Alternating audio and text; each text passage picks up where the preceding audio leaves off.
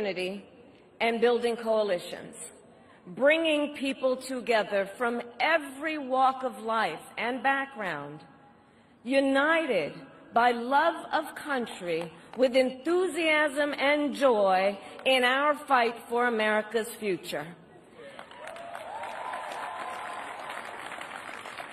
And we did it with the knowledge that we all have so much more in common than what separates us. Now, I know folks are feeling and experiencing a range of emotions right now. I get it. But we must accept the results of this election. Earlier today, I spoke with President-elect Trump and congratulated him on his victory. I also told him that we will help him and his team with their transition, and that we will engage in a peaceful transfer of power.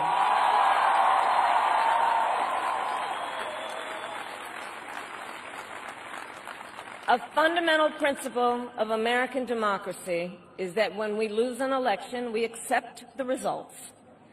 That principle, as much as any other, distinguishes democracy from monarchy or tyranny. And anyone who seeks the public trust must honor it. At the same time, in our nation, we owe loyalty not to a president or a party, but to the Constitution of the United States.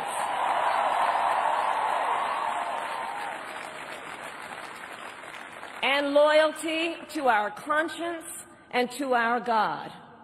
My allegiance to all three is why I am here to say, while I concede this election, I do not concede the fight that fueled this campaign.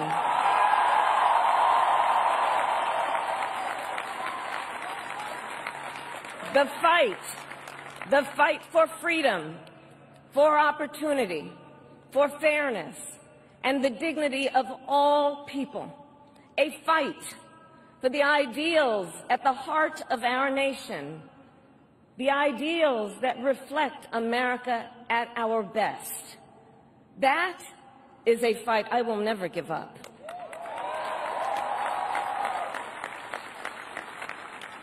I will never give up the fight for a future where Americans can pursue their dreams, ambitions, and aspirations, where the women of America have the freedom to make decisions about their own body and not have their government telling them what to do. We will never give up the fight to protect our schools and our streets from gun violence. And America, we will never give up the fight for our democracy, for the rule of law, for equal justice, and for the sacred idea that every one of us, no matter who we are or where we start out, has certain fundamental rights and freedoms that must be respected and upheld.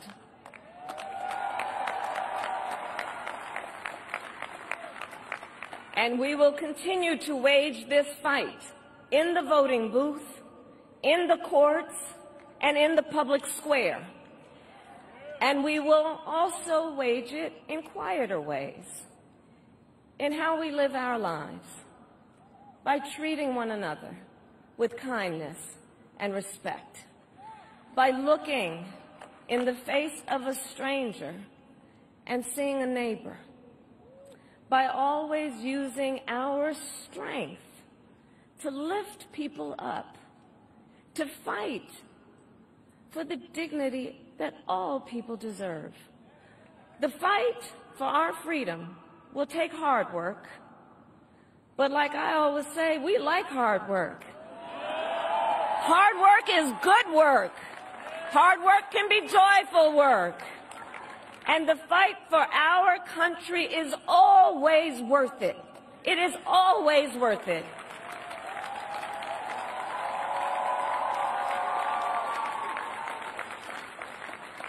To the young people who are watching, It is, I love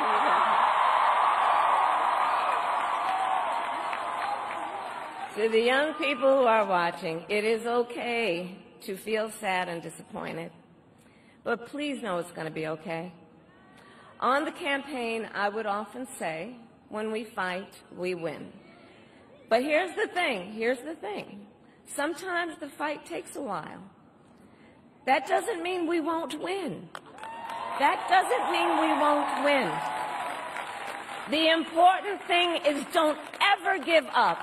Don't ever give up. Don't ever stop trying to make the world a better place. You have power. You have power. And don't you ever listen when anyone tells you something is impossible because it has never been done before.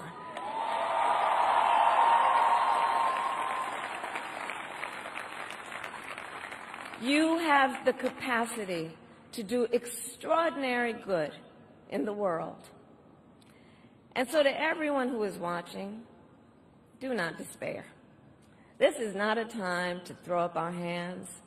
This is a time to roll up our sleeves.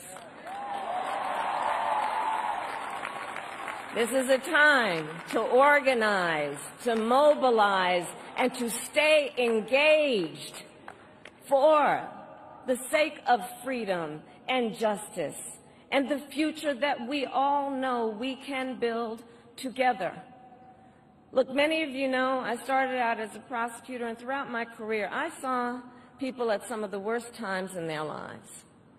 People who had suffered great harm and great pain, and yet found within themselves the strength and the courage and the resolve to take the stand, to take a stand, to fight for justice, to fight for themselves, to fight for others. So let their courage be our inspiration. Let their determination be our charge. And I'll close with this. There's an adage an historian once called a law of history, true of every society across the ages. The adage is, only when it is dark enough can you see the stars. I know many people feel like we are entering a dark time, but for the benefit of us all, I hope that is not the case. But here's the thing, America, if it is, let us fill the sky with the light of a brilliant, brilliant billion of stars. The light of optimism, of faith, of truth, and service.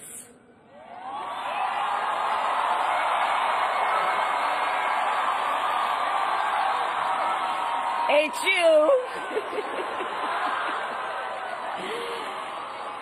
And may that work guide us, even in the face of setbacks, toward the extraordinary promise of the United States of America. I thank you all. May God bless you, and may God bless the United States of America. I thank you all.